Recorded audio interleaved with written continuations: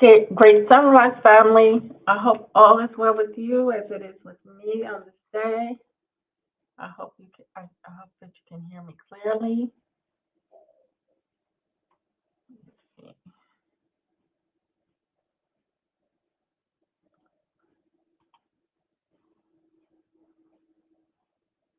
Monitor and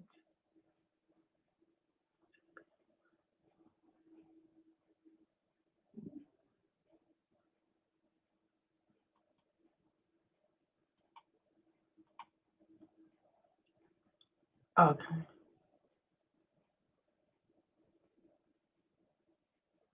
And I hope you can see the screen clearly. So with that said, I'm going to jump right into my discussion today, and feel free to join. Feel free to join.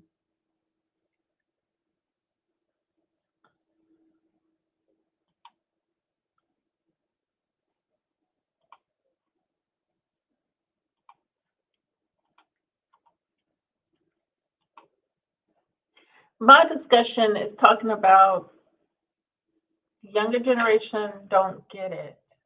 They don't seem to know how close everything has moved, and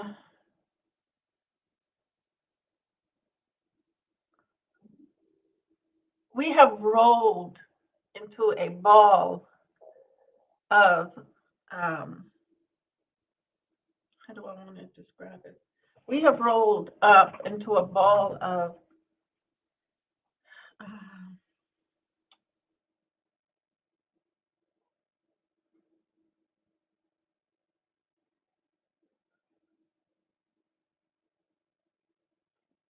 a group of people who have moved into the motion in which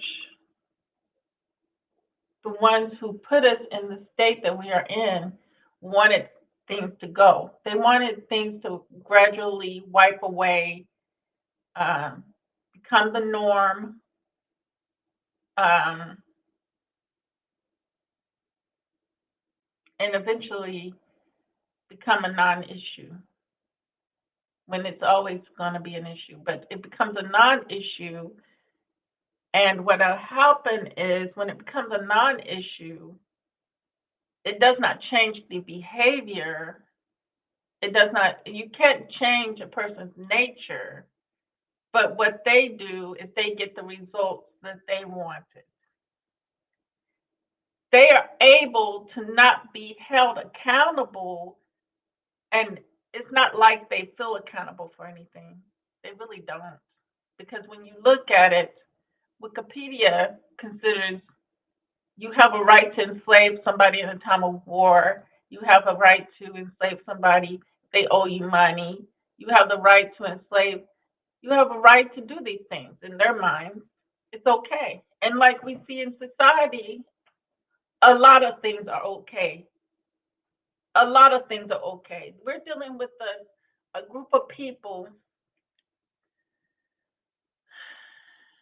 who don't have um,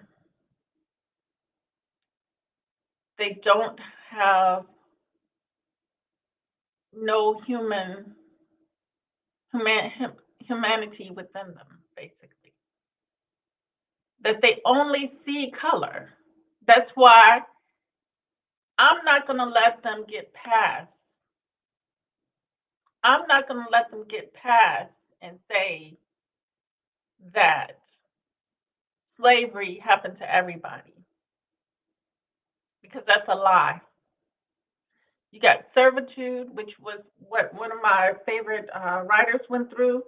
His family, I might pull him up and talk about that, where his family owed money. He's a British man, a white British man, poor.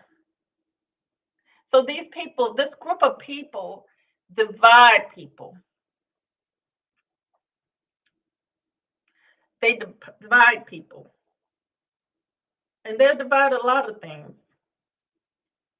If you look in society, you see the breaking down of a lot of things. separating, categorizing. Um, this is the this is their part of their nature to do this thing. So what happens is the color thing comes from them. There's no other way around it. They even got our own people thinking that there's a possibility that we could become like them.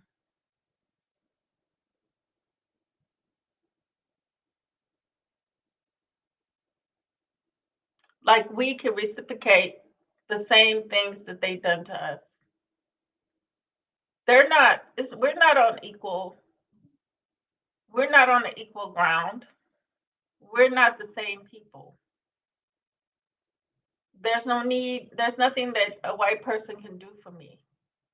They can't even get my glass of water. Because I mean, I have to do that sometimes when I go to the restaurant. I have no choice. You think I like them to get my water? You think I like them to anybody to get my food other than my household? But it is a choice. But it's also not a choice because before me, the generation they fought for civil rights, which was not a cool thing to want to really go to. Civil rights, or to ask a people who have murdered,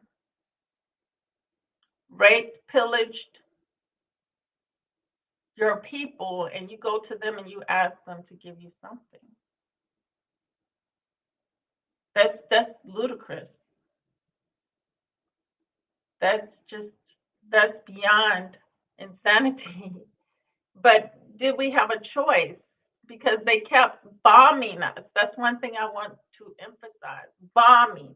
Because, I'm tired of, you know, the people younger than me not understanding or understanding where we came from, what we came through, that they blame the victim. You victim blame. You victim blame. Instead of doing something and seeing what the system has done and undoing it in our communities and being loving and understanding to those instead of judging them, becoming like a European and separating yourself from people and sitting amongst a group of Europeans and talking about your sisters, your brothers,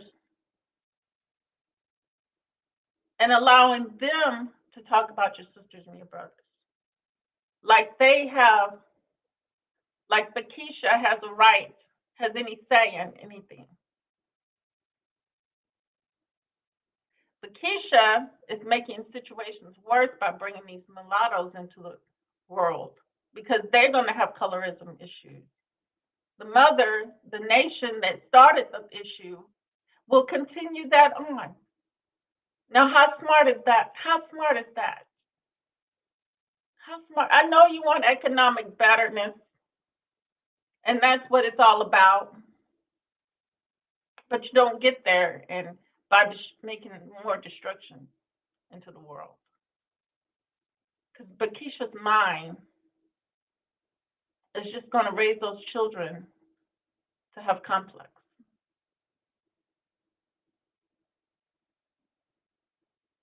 And Bakisha thinks she can judge sisters, like she's fooled into the black community or grafted into the black community, right? Like the Hebrews would say. But that gets me the most is not having empathy and understanding to your own people because these white people ain't trying to make things better. They're not trying to correct what they've done. They're trying to sit back and just exist. That's their number one goal is to exist.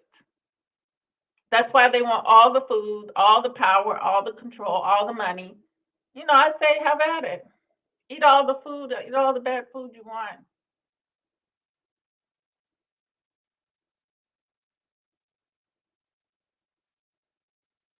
Because that's what it becomes when you steal from people. It becomes poor energy, and you just become fat off of murder, rape, pillaging, and you become fat off of it.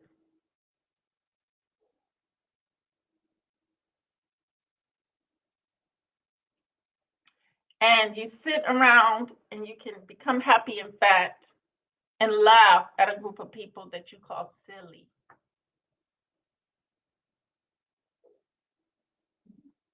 Because it's not going to get you nowhere. When you treat people bad and you're already in a state, a low state, it's not going to get you no further because the Caucasian is only about wealth on the planet. They want the best of everything, right? They have the best of everything. But what is it doing them? What is whiteness doing them? What is having the best of everything doing them? Nothing. They're always going to be stuck. They're always, and that's why I say we've rolled up in this ball and we have become, and you don't know where you're going or what are you supposed to be doing here. You don't know that because the European is not doing shit and will not go nowhere. They can talk about the moon and the sun they can talk about the Mars and they can talk about the planet. But I tell you what, they sure ain't. And when they do go, that's it. That's it. They have nothing. We have everything. We've been destroyed.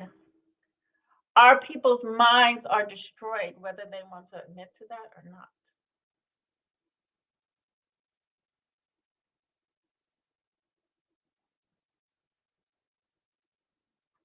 The fact is, no one but the dark complexion people on this planet has endured. And there's a reason.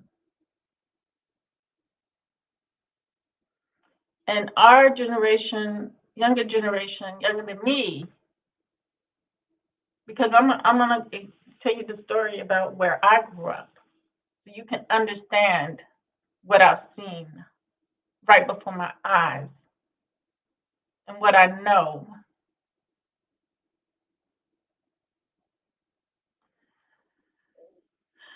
So I grew up in a small town with whites on one side, blacks on the other, right? What I didn't know for a long time is that my grandmother, you know, she was she took care of white folks. She took care of white folks in their home, like uh like they did back in the slavery days. And not just one generation, but she took care of generations of them, right? So we know that my grandmother wasn't far from, she was probably a young girl, um, when all of the, when our people were building up businesses and stuff like that, when we had all of that, when it was good times, like the 1930s, 1920s, somewhere in there.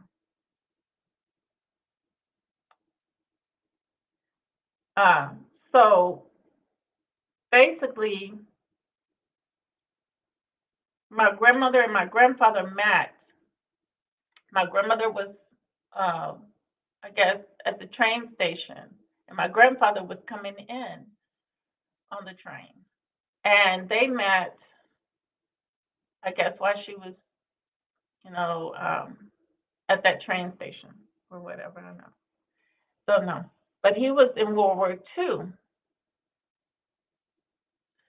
so they met, they married, and they ended up having a lot of children, but only like a few of them survived, probably about 10 or 11.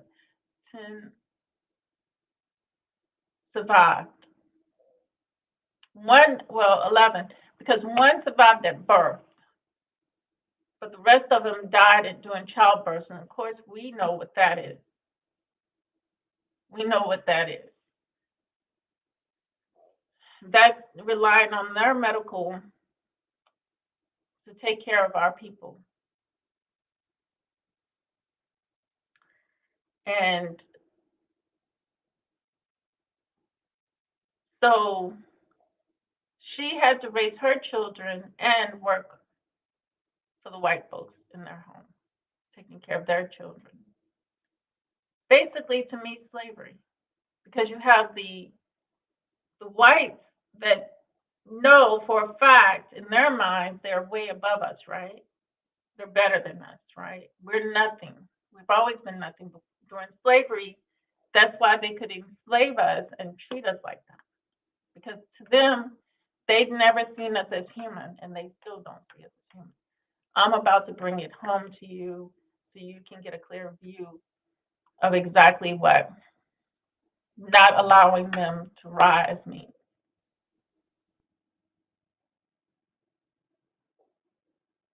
So I grew up, I loved to be around my grandmother and my grandfather. I love to be around the older folks. And we had a togetherness, a, it was totally different then. It was more family connected, um, community connected, because where my grandmother ended up moving to, it was like everybody knew everybody. My aunt, she was a teenager. She was born in the 60s, 64. She was a teenager, and I was probably about 6 years old, somewhere in there. And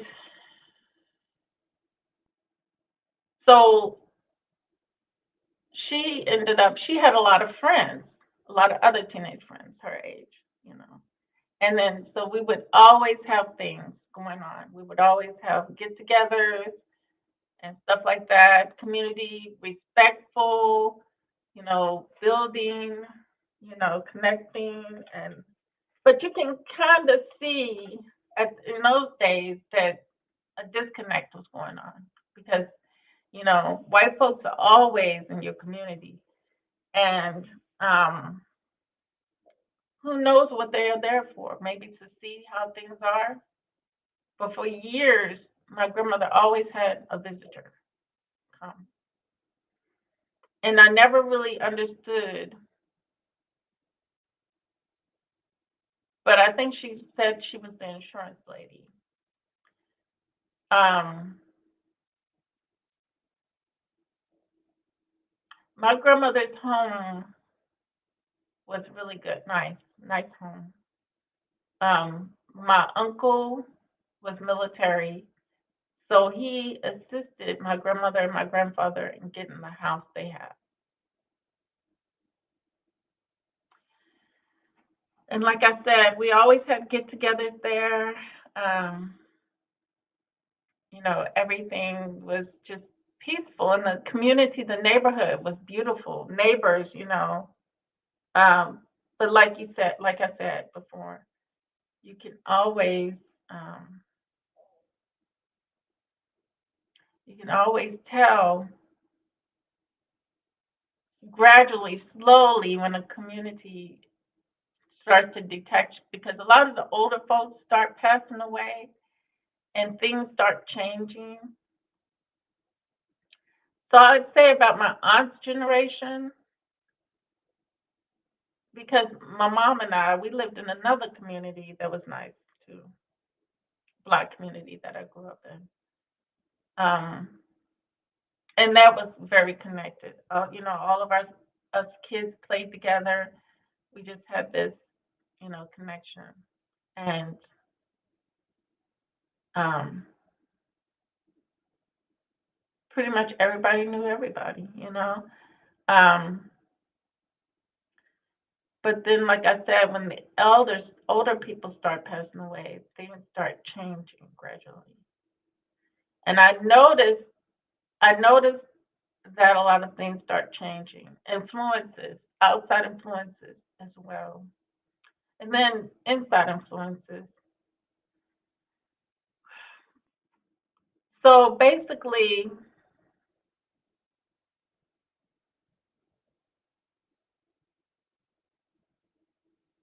after a few of the older people started passing away and going and um, leaving their homes to their children, you know, um, I've noticed that in the community we started having drug issues, especially after my grandparents passed and left their house. Their house went down. No one was taking care of it or able to take care of it. Um, but my uncle, he still took care of it the best way he could because he had his own family, his own house as well. But, we had one of my aunts who needed a place, she lived there. But so the community started, going down. Drugs, but we know where the drugs come from. We know where the drugs come from. Then we got a lot of within the community, part, the neighborhood that I lived with my mother and father, which was another all black community away from my grandmother's house, which wasn't that far from it. It started getting a lot of because the housing and stuff was low living, low economically to afford. It started getting a lot of foreigners in. Arabic, I've seen it transition from going from these Jews or these Arabics owning apartment complexes all the way to now, which is more Mexico City. It's Mexico City today. So it's totally changed. But the thing about the Mexicans, they take and they fix those places up. They fixed those duplexes up where I lived, which wasn't too far from my grandmother's place.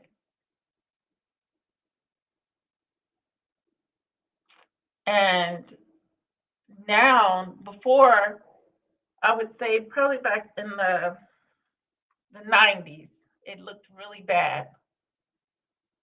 The Arabics owned the convenience store that white people used to own, the same convenience store where they tried to accuse my cousin of stealing when he was with me. And they had sold it to, I guess, the Arabics or the Jew or whoever they were from somewhere in what they call quote unquote Middle East.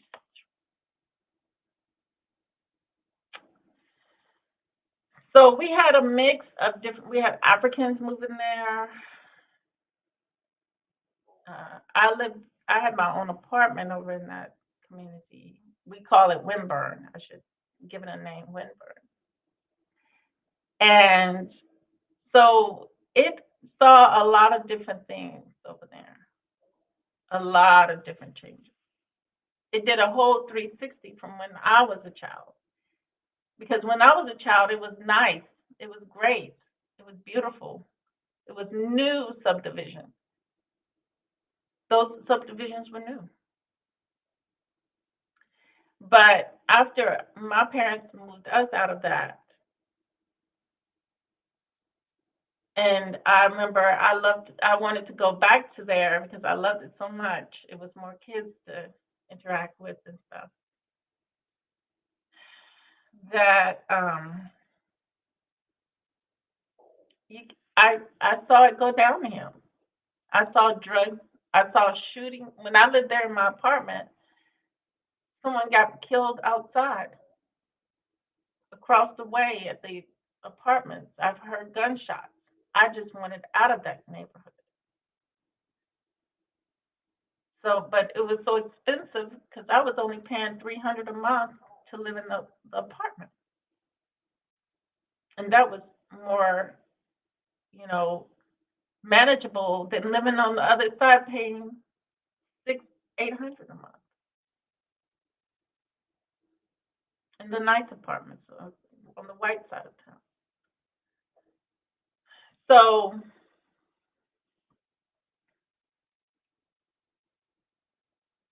like I said, that community saw a lot of changes. My church that I went to was directly across the street from the apartment complex I lived in by myself.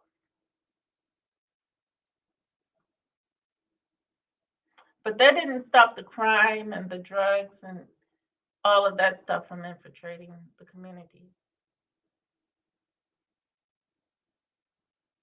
You know. So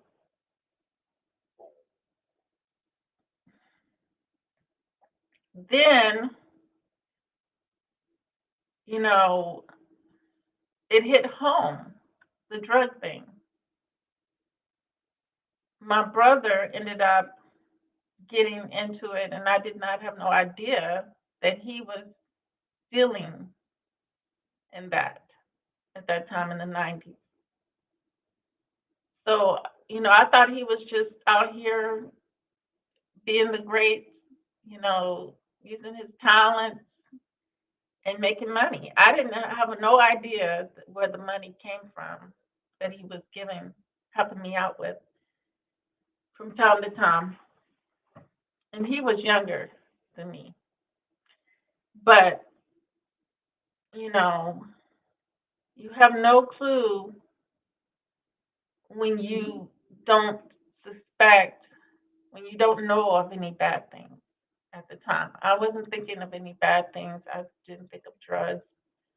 Because he was taught just say no program. He was, in school. But to turn around and end up having to do that and feel like you have to do that to have economics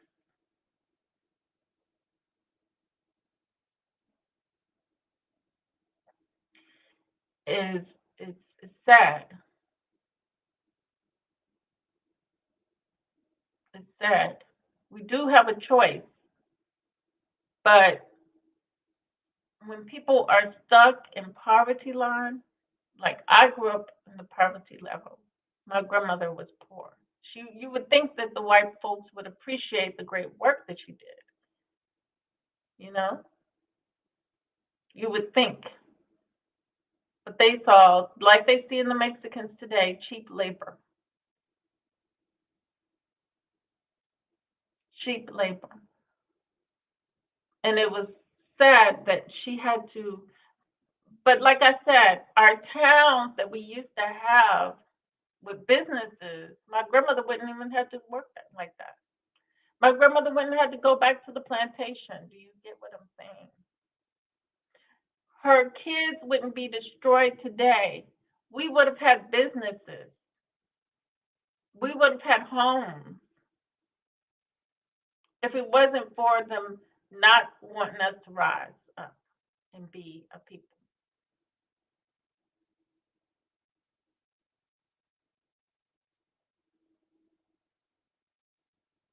and have our own.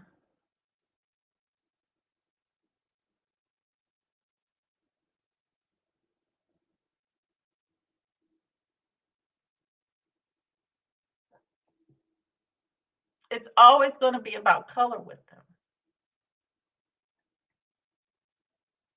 It's always going to be about color. And the black man that pulled his offspring into this hard mix of things for economic, for to see if it's going to give him an up in life, or think that it's going to give him some kind of up in life or way out of something, is sadly mistaken. So is the sister who thinks that.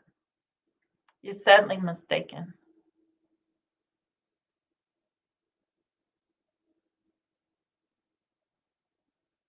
Because you're just putting yourself back into the mix of things, the fold of things, the trickery.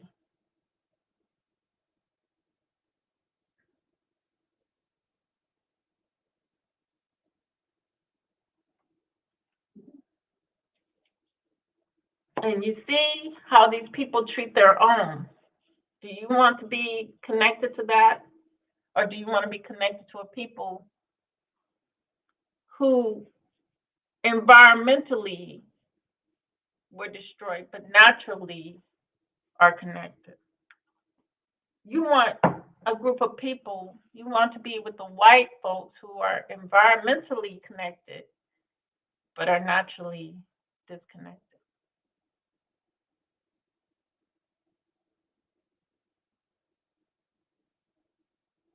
That seek connection to something, but will never be able to do that. Never. They can talk about going to Mars, and they can probably even go, but I'm sure they once they realize they haven't gotten anywhere. It just won't happen.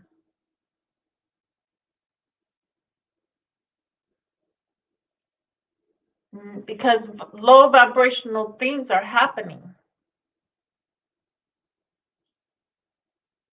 Low vibrational things are done, and high vibrational is what you need.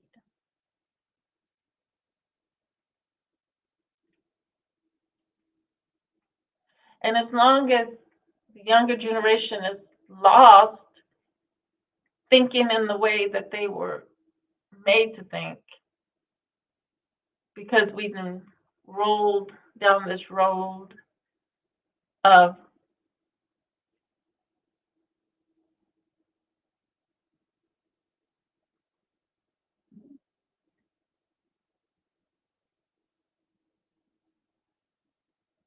programming, I should say.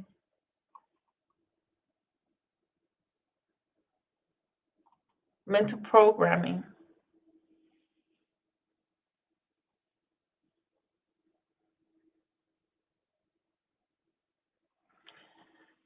So this is 5 myths of slavery, and then I'm gonna look at we're gonna look at the Wikipedia's idea of what slavery is. Myth number one: there were enslaved Irish. There were white people. So the original Irish were not white, but as we know, they've improved. They've improved it.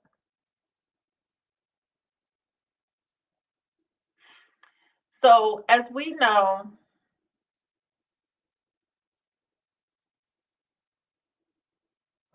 they'll try to say that the Irish came over. They had such a tough time, hard time. We know white is white. White is white. As historian and public librarian Liam Hogan wrote, there is an anonymous agreement based on overwhelming evidence that the Irish were never subject, subjected to perpetual hereditary slavery in the colonies. And that's a fact. Like I told you, it's all because of the dark skin. And I'm not letting them get past that and roll you over into this has been insanity. It's insanity. It's insane people we've been dealing with, and we can't even see that we're not living in this. But I would say this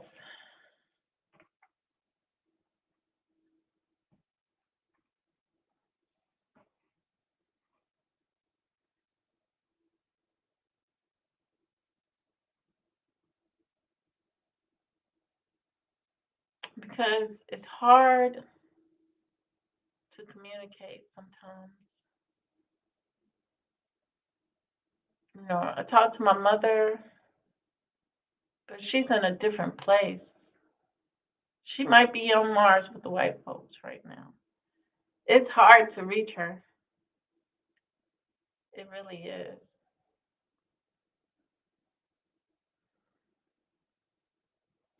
It's kind of like that Twilight Zone movie where the lady, she didn't have a pig face, but everybody else had, doctors and nurses had pig face, but they thought her face was hideous.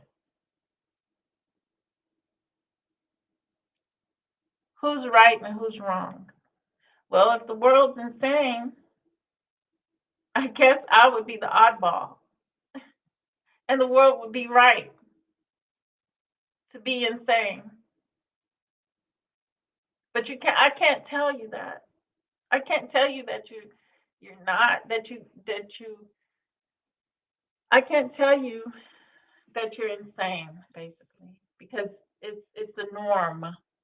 And if I'm out the norm, then I'm out. I'm not in it. And because I'm not in it, I don't have no say. Whatever I say goes against the grain.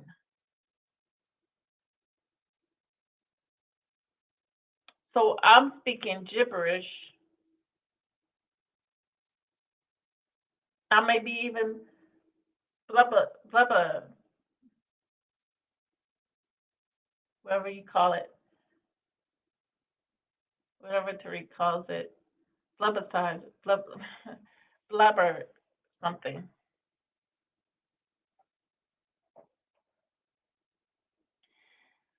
But it's not going to change the situation.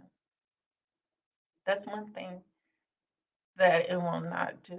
It won't change the situation. I can be discredited. I can be, but it just ain't going to change anything. It just won't. It is what it is, with or without me.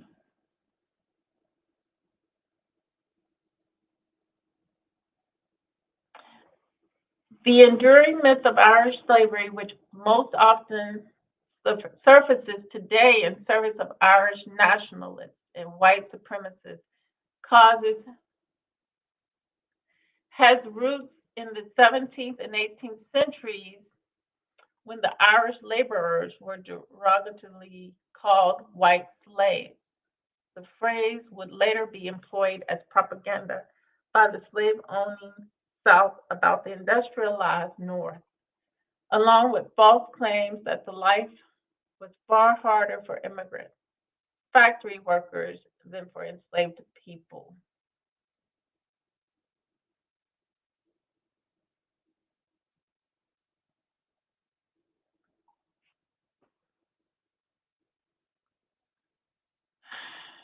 So you see the insanity in that?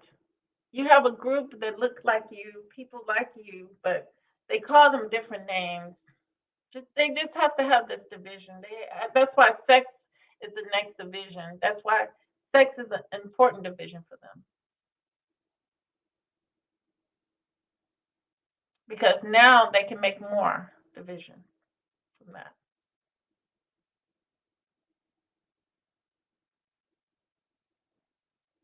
They have an opportunity to make more divisions as much people are mixing with The color, they can make more color divisions if they want to. I know in South Africa they want color division. The mixed kids want to be considered a whole different race than everybody else. So what, didn't I say that Keisha is just birthing more issues for you?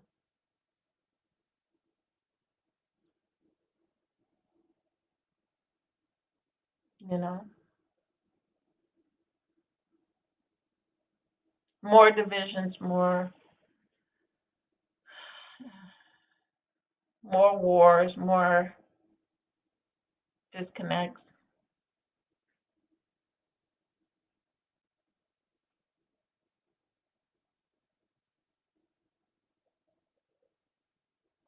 What's the truth? Large numbers of indentured servants did indeed immigrate from Ireland into British colonies of North America. And like I said, one of my favorite writers, he writes, uh,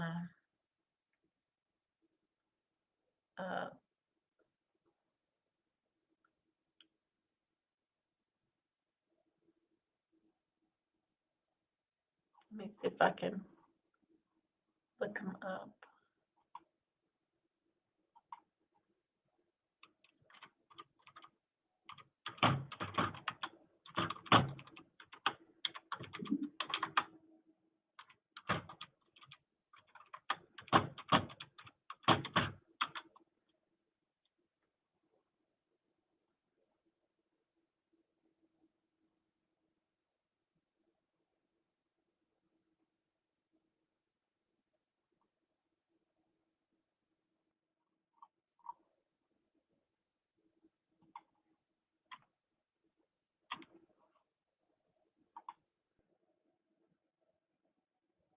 No.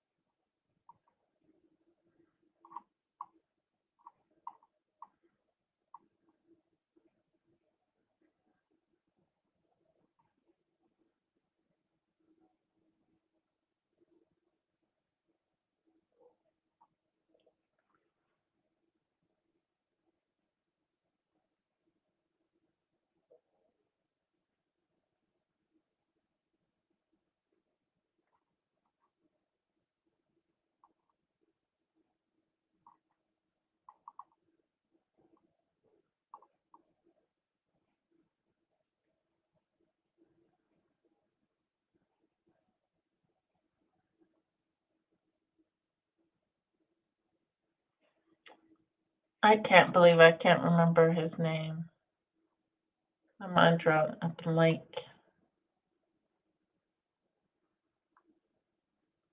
And then to top it off, this is not happening. Okay, let me do this. I'll search him out like this.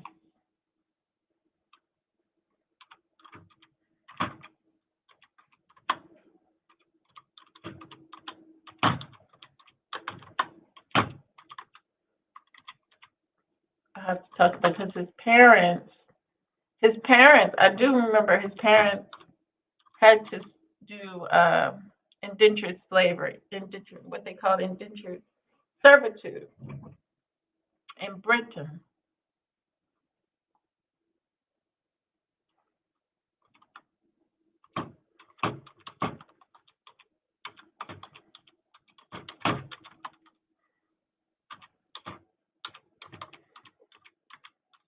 And so what they would do, they would arrest you and then have you serve out your time working to pay off the debt.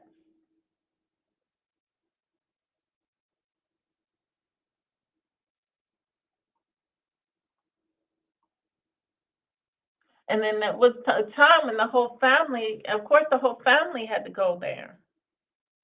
His whole family had to go there.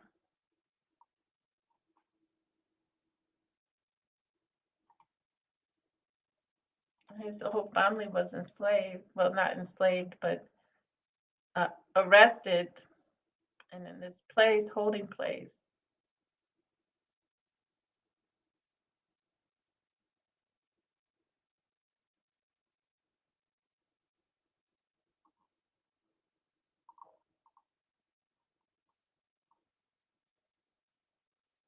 I just wish I could. Let me see. I can't find it there.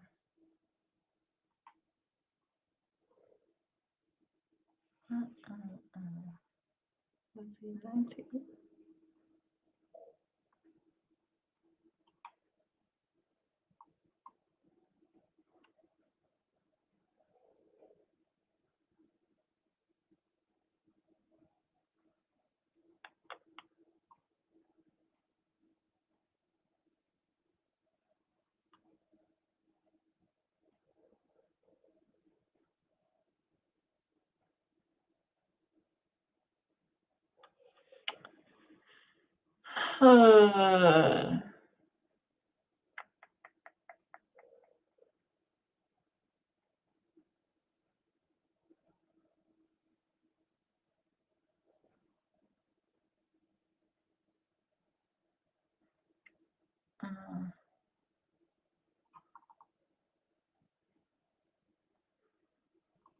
Let me make sure I'm looking at the right. Let me go back here and see if I can. I'm gonna try 18th century.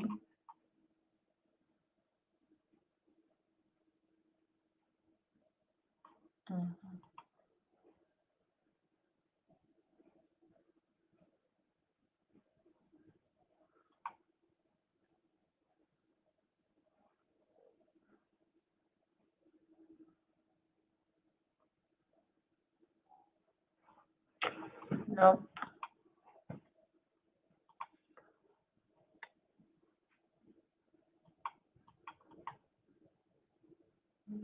I don't go no further than that. 19th century.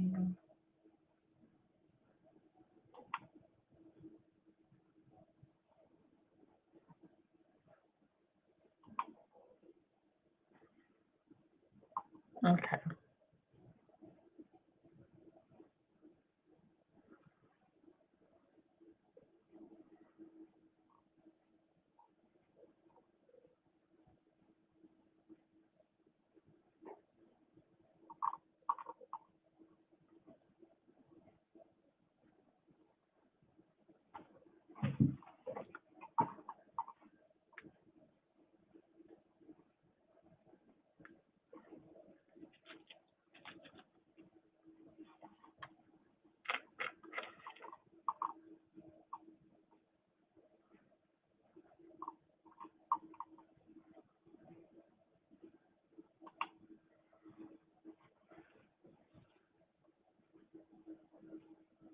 Let me look up this title.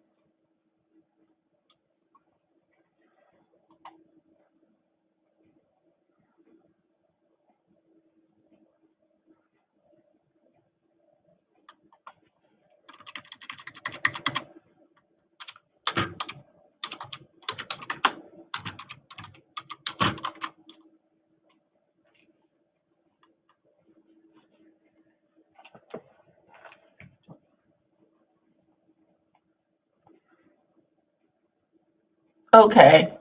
I think that was him. I think this is, I just wasn't sure.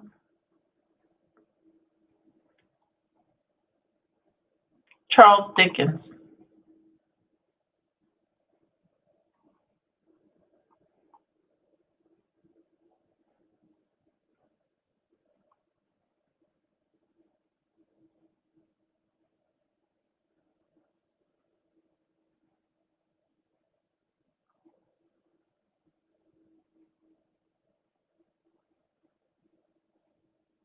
Yeah. So his father was in prison for debt. And when his father was in prison for debt, he would have to work it off, make money, earn money. So basically, black man, when you give your seed or your child over to the white world, you're not doing that child justice. Now, you would do yourself maybe justice by just having it be you, but when you bring another life into the world and have they have to be in this place that you don't even know about,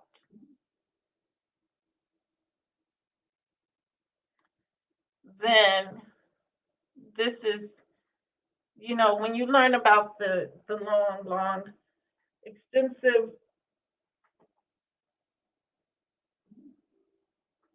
history of these people,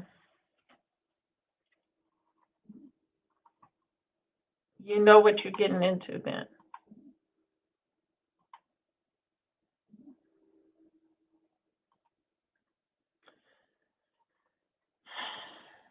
But people want to do what people going to do because they're not educated or they just see what they see and they think that the surface is all they need.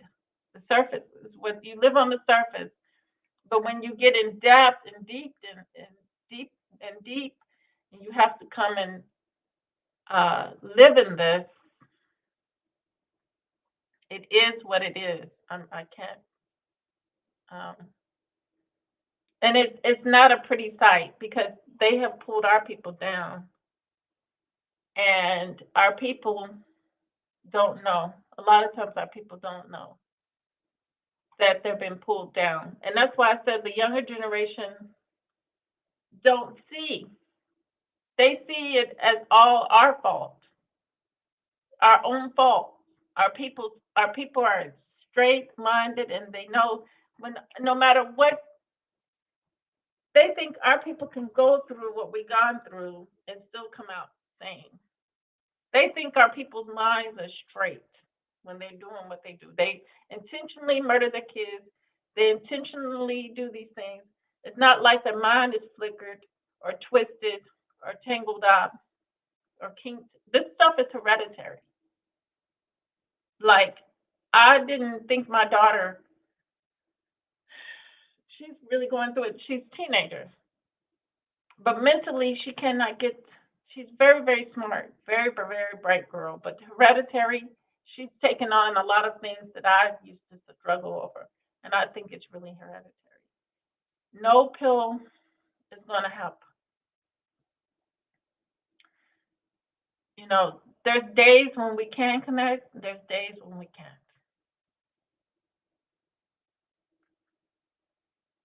It's an off-on thing, and I never know when. Um, but it's more on than it is off. What she goes through mentally. So, I empathize with my people first because I understand where we've been. I would never, I think that it's disgusting for somebody to stab their children or harm their children or want to kill themselves and their children in the water, driving the car in the water. I think that's horrible. But it doesn't put white people out of the picture. It doesn't let white people off the hook. I'm not going to sit on YouTube with a group of white people commenting on my channel while I'm talk about my people in disgust because I don't understand or see that we're in a society that is not perfect, that is not empathetic, that is not trying to help our people. That we do have mental illness in the Black community. It's called PTSD, but that's not it. That's not the only thing. We've been removed from what we need as a people, totally removed from it. And we've had substitutes for it. That's why I can't talk to my mom. And like I said, she's way out here in Mars with the white folks. And she's thinking all these things about me. And I only know one thing about her. There's a whole lot of categories to categorize me in.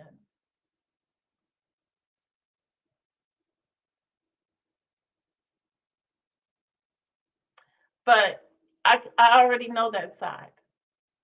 It's only one.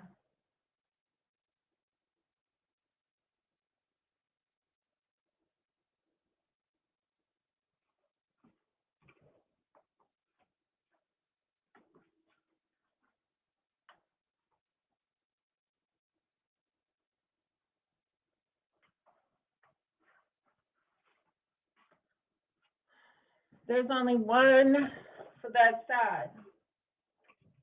And that's some folks that got us in the whole situation in the first place. We didn't get here by ourselves. We didn't self inflict these things upon ourselves.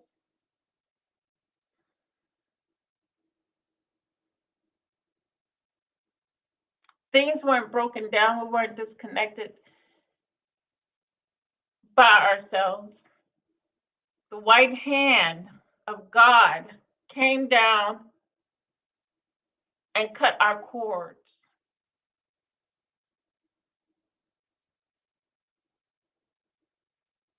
It cut our cords, cut us off from rationale.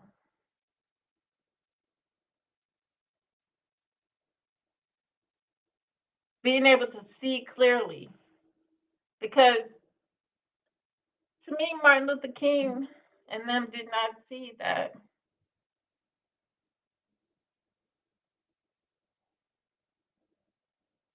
The fact that when somebody shows who they are the first time, you should believe them. Because what happened to him? What happened to Martin Luther King? He came to the realization that they were the same white folks he was dealing with all this time. They made like they changed, only to get them lured in. They changed temporarily to suit the part to rear the people in. And then they let it all loose, right? They let it all loose, right?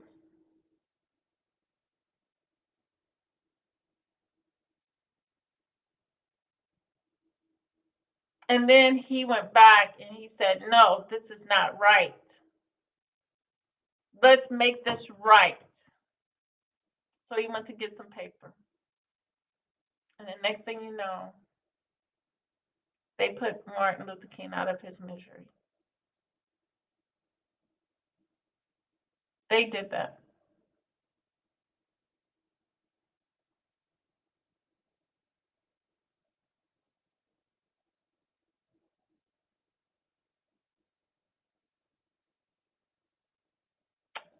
Yes, they did that.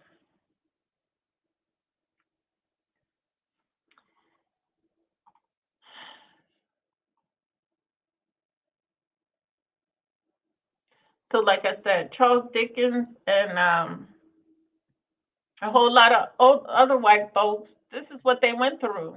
It wasn't slavery, it was just debt paid off. They had to pay their debt off. So basically, being in the white society, one truth that y'all not realizing is if they didn't have the crime figured in, we all would be in trouble because they would be able to indebt us, but because they can't indebt us, they rather for the crime to do the work for them. They rather to induce crime within our communities. And believe me, they induce it.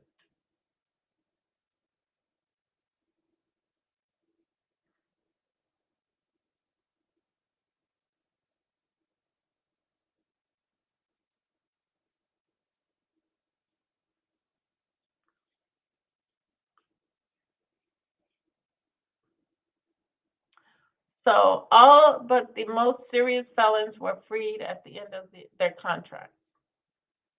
The colonial system also offered more lenient punishment for disobedient servants than enslaved people and allowed servants to petition for early release if their masters mistreated them. Most importantly, servitude wasn't hereditary. Children of indentured servants were born free, where children of like slaves were the property of their owners, because we're not seen as human.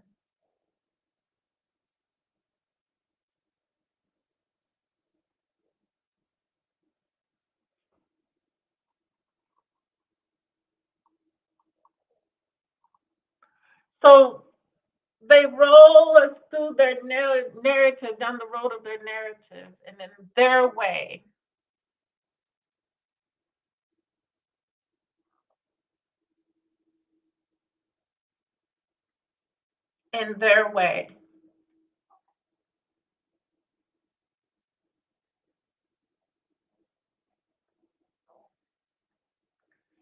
The idea that the war was somehow not about the slavery, but about the issue of states' rights was perpetuated by later generations anxious to redefine their ancestors' sacrifices and noble protection of the Southern way of life. At the time, however, Southerners had no problem claiming the protection of slavery as the cause of their break with the Union.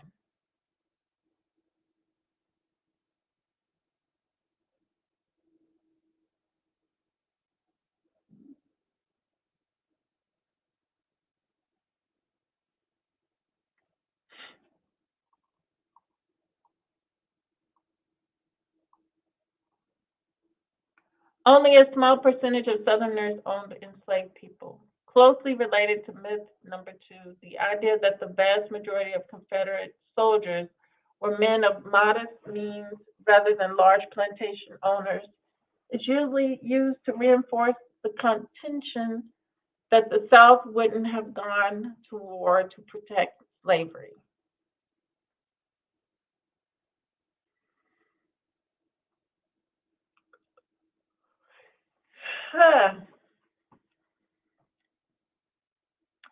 So it's not that I don't understand where they're coming from, the younger generation, when they see our people and they don't empathize or sympathize with them or not connect with them, but blame them for the conditions, situations, when they're not even in their right minds.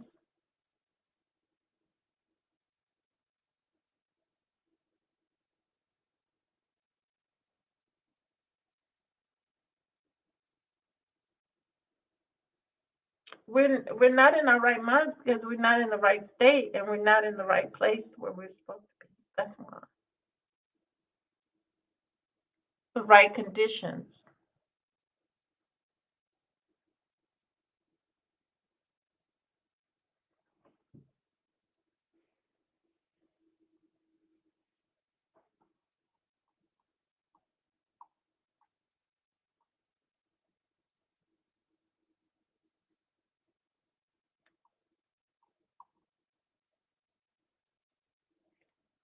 So, like I said,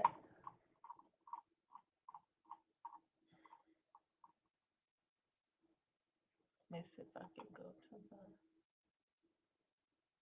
Wikipedia. Yeah. So Wikipedia also says slavery is the ownership of a person as property, especially in regards to their labor. Slavery typically involves some form of work, with the slave's location of work and residence dictated by the enslaver. Many historical cases of enslavement occurred as a result of breaking the law, becoming indebted, suffering a military defeat, or exploitation for cheaper labor. Other forms of slavery were instituted along demographic lines such as race or sex. Slaves may be kept in bondage for life or for a fixed period of time after which they would be granted freedom. So white folks always decided whether we were free or not, but yet they were running around wanting to be free. You know, did you ever wonder and question, what's that about? What's that all about? Well, I'm going to tell you. Because as long as they are breathing on this earth, they'll never be free. But you will always be free. So they have to environmentally make it hard for us. So this is intentional.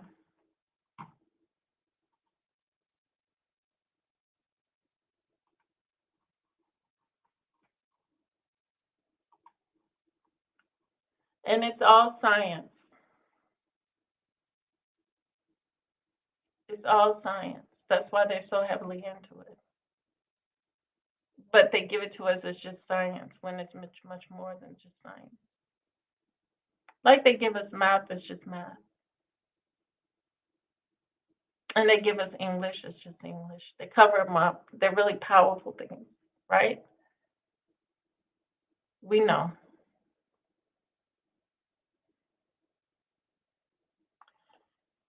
So I'm not going to stay on very long. Thank you for being here. Until next time, always remember true love, which is knowing and loving yourself, giving yourself everything you desire before, you know, bringing anybody else into the fold of a relationship with you.